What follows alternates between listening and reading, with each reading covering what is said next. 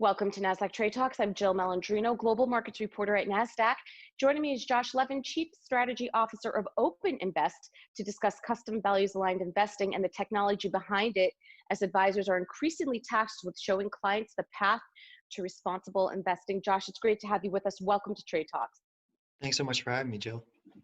All right, now tell us about OpenInvest. It looks like an exciting platform. Oh, thank you. So OpenInvest is a tech-enabled asset manager, and we work primarily with financial advisors on making customization, personalized ESG, and tax optimization easy and intuitive for them and their clients. We are a mission-based company, and our overall mission is to mainstream values-based investing and make it really easy for everyone to put their money where their mouth is, which becomes increasingly relevant these days, and we're very excited about these trends. What it looks and feels like is a financial advisor can go into a client meeting, pull out a tablet, and create their allocation mix.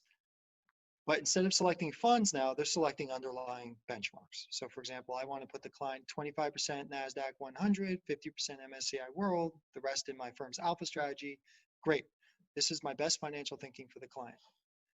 Now we can talk about values, and we give them the tools to easily engage and say, okay, my client wants to promote racial justice and fight deforestation, wants clean tech, and is a taxable account, and hit go. And we provide all the analytics and reporting and everything to feel comfortable with that. But the whole idea is now you can have your cake you need it too. Thanks to technology, every client can essentially have their own personalized index fund that tracks the benchmarks and delivers on your firm's best thinking in a disciplined way.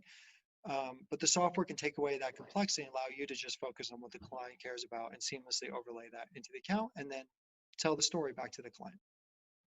That's really interesting, Josh, because it sounds like you're bypassing the asset manager and really democratizing philanthropy for all. That's right. So what we do, these are separately managed accounts. This has existed for a long time, right? If primarily ultra high net worth, going to a place like Aperio or Parametric for tax optimization, or if you're Goldman Sachs, the Catholic Church, you go to Goldman Sachs with $1 billion, they're going to build you whatever you want. And these are people and paper practices, a bunch of analysts, strip some names out of a portfolio and run it for a premium for the client. We think this is better investing for everybody. And what we have done is essentially automated that process end to end. So the optimization of these portfolios, the user interfaces, instead of a paper questionnaire, to be able to have an advisor do this in real time at our fingertips in a client conversation, the automated trading and rebalancing straight up to the multi-brokerage integration.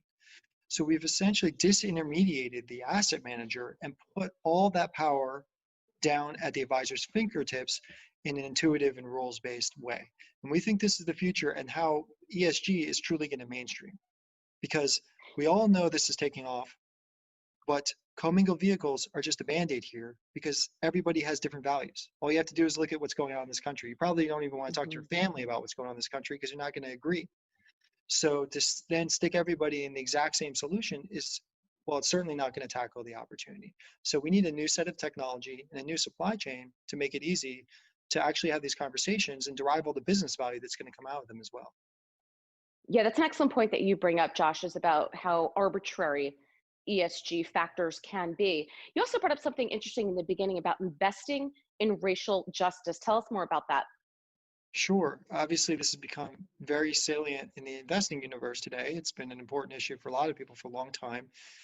About a year ago, well, first a year and a half ago, we launched coverage, what we call a cause. So it's an overlay that advisors can add to portfolios around divesting from the prison industrial complex. So not just private prisons, but who are the companies selling goods and services, who's using prison labor.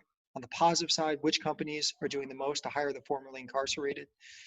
And then a year ago, we really made waves because we launched the first racial justice cause or coverage that looks not only at how companies are, whether or not they're being transparent on the diversity and how they're doing against those targets, as well as controversies, but also which companies are polluting the most in communities of color, which is a big issue.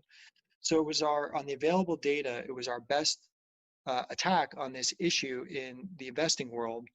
And it's obviously really taking off right now. It's become incredibly popular and has provided a meaningful touch point for advisors with clients because frankly, across the board now, people are Googling and asking their advisors, what can I do with my assets? Well, how can I leverage my wealth to also help with this problem?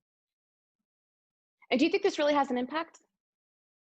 So that's a big question, and it's also a very tactical question. I can tell you one thing, which is that clients do not want to hear that their E-score, meaning environment from ESG, their E-score went from triple C to double B.